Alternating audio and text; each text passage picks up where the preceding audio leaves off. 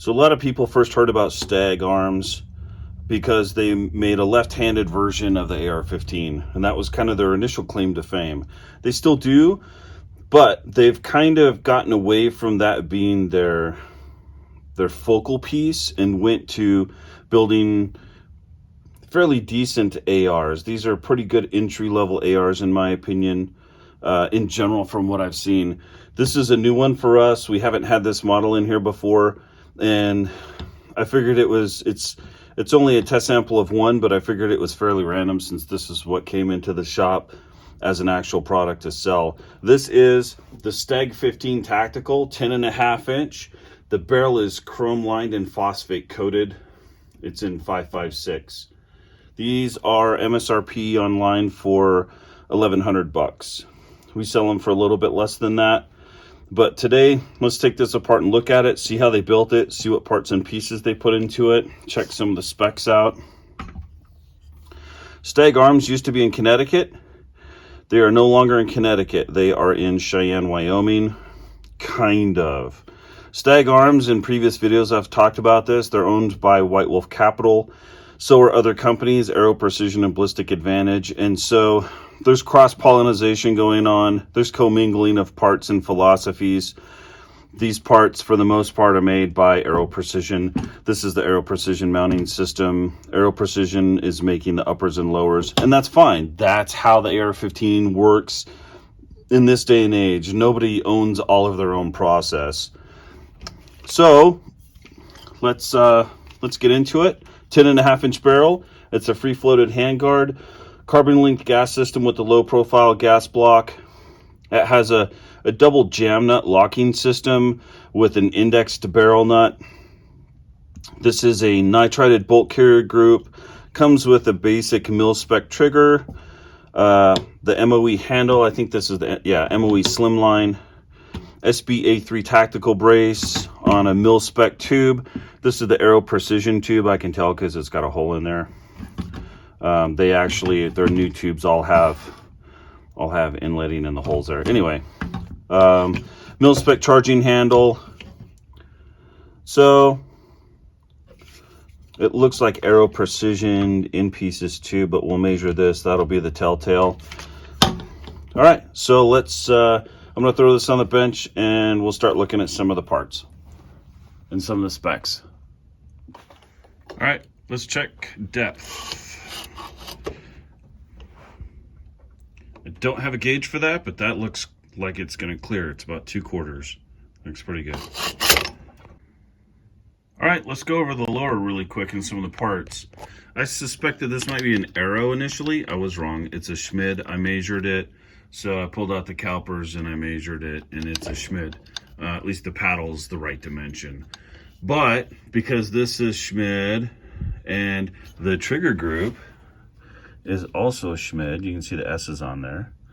These, I suspect, are all Schmid parts, which is a good thing. Aero Precision tube. Aero Precision makes pretty good buffer tubes. So it's smooth on the inside. It's got the right dimensions. The threads don't look like they're over timed, but they're right there on the edge. A single stake, pretty good. They didn't use any Aluma-Black on it afterwards. Not a big deal. It's just one of those little small things. SB-A3 brace like we talked about. Magpul like we talked about. I spec'd out a couple of the holes over here. The trigger pin and the hammer pin hole were within tolerance. That's a Magpul trigger guard. So they're using, in this one, they're using an H buffer and a mil-spec buffer spring. Now, I would like to see them upgrade the spring, but it's not that big of a deal. H buffer, I don't know. We'll check the port in the gas, the gas port in the barrel, but that might be a little light. I would really like to see this come with an H2. I think it's a better option, although occasionally an H is a better choice. It's one of those cost-saving things that we see a lot of companies do. At least it's an H and not a carbine. We see way too many carbine. We see, like, the PSAs come with Chinesium carbines in them, and those things are just awful. So let me put this back together, and then we'll check to see what kind of tolerances we have with the bolt carrier group in this. All right, kind of a new angle I'm trying out here. So let's look at the barrel really quick. It is chrome lined, basic A2 flash hider on it.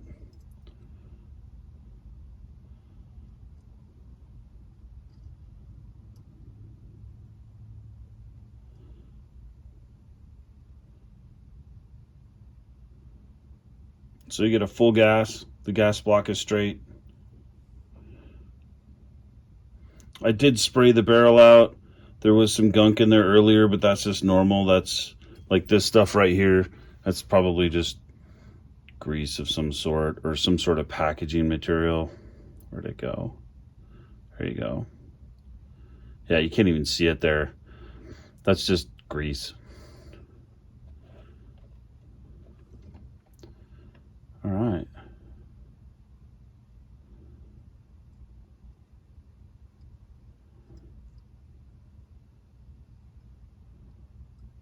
So the throat looks good. You see that? The cable in the way? It doesn't look like it. The throat looks good. Okay, let's go back. Anything else? A little bit of shiny spots, but that's, I mean, it's chrome. It's not a big deal.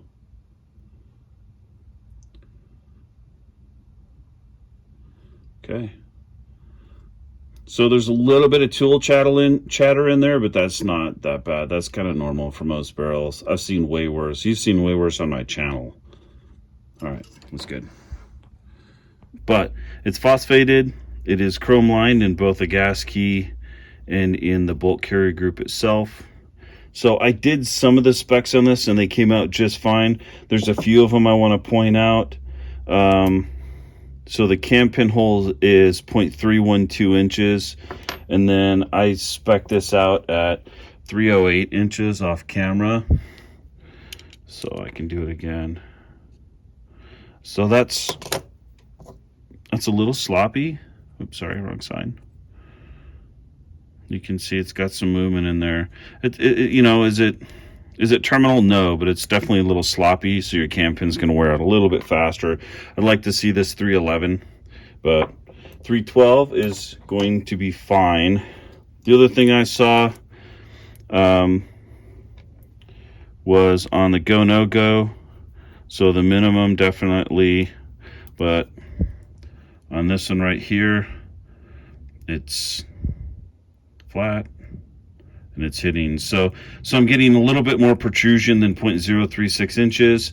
I suspect it's probably 0.37 to 0.38, somewhere in that range. It's just barely not reaching the gauge, but I can feel it right there going over. So donut and a internal buffer with a 4-coil spring. I'd like to see this a 5-coil with just the internal. This works. The 5 coils are just, they're just better. They last forever.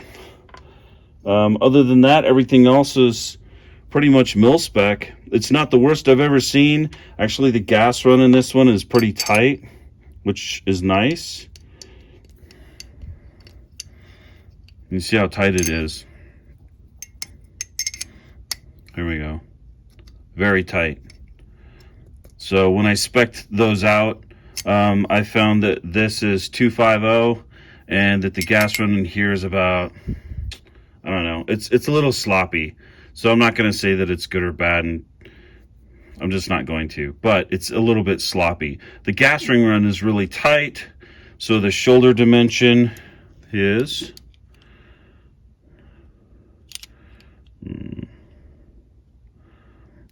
526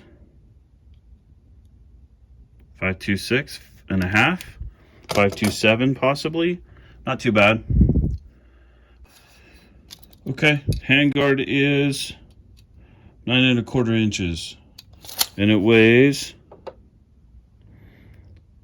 6.2 ounces without the barrel nut. That's pretty light. All right, let's check the screws on the low profile gas block. they were torqued, and these are the right screws,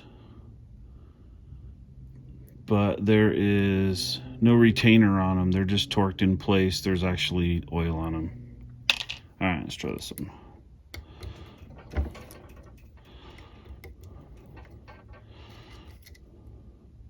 Same thing. And it's snug. All right, so there is no actual dimple in the barrel here.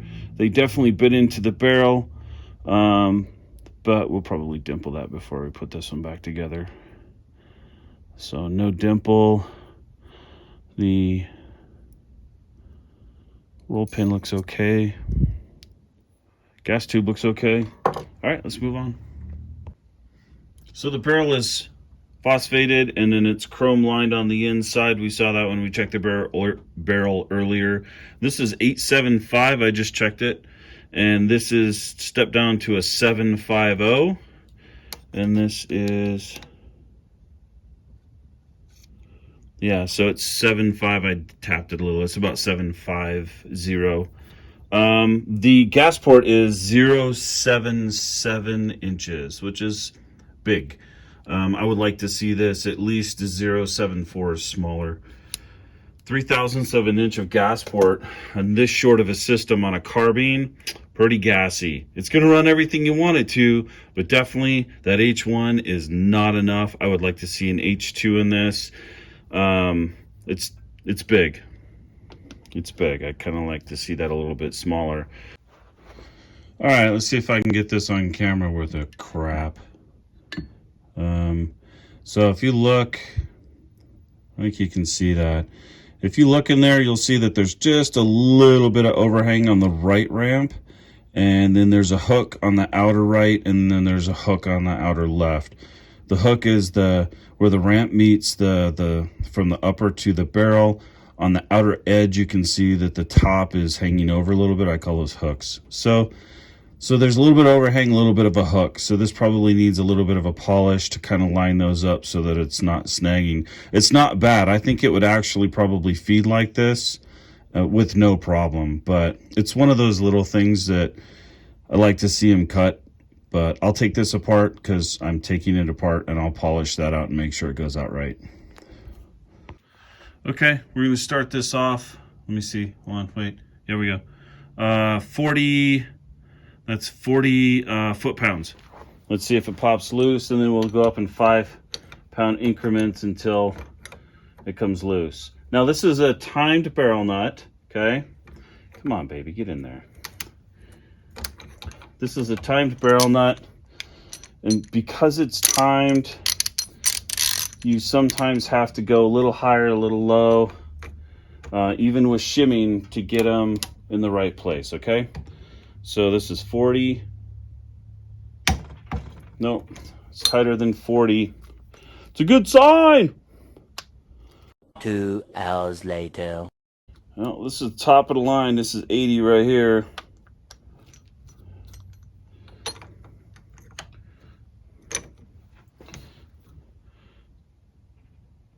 $80. Boom. Okay, so it is in spec, okay?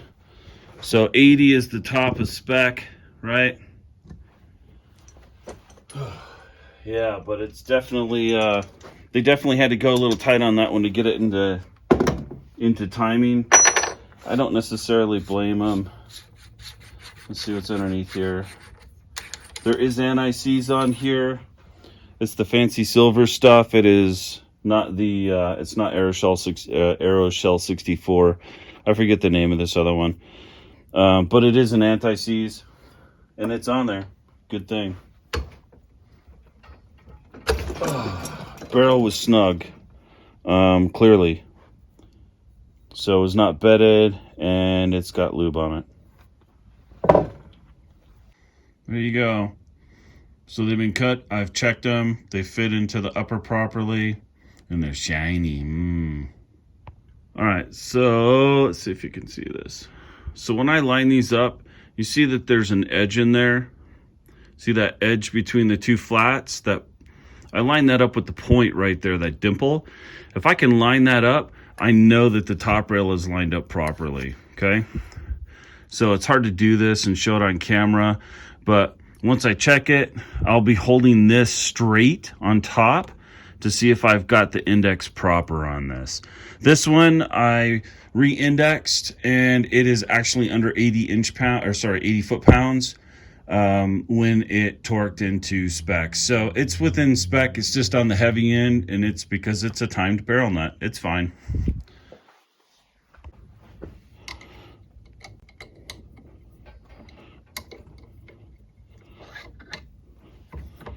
There you go. Nice little dimple.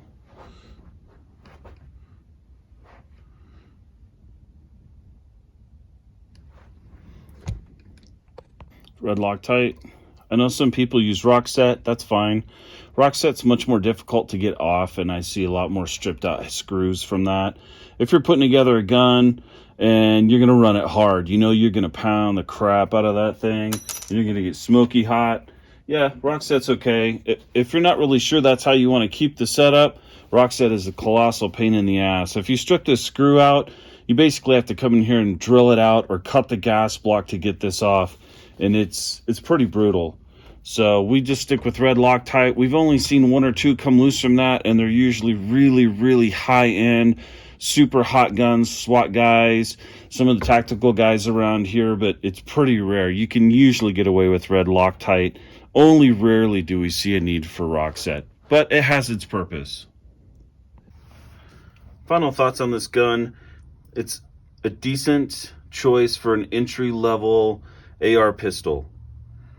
There are more quality parts in there than oddities when it comes to the components that you're seeing here. So the SBA 3 brace and the buffer tube, very high quality. I actually like these. These are actually some of the best parts on it. The buffer is under buffered and undersprung. I'd like to see an H2 in either a spring coil or a tub flat wire.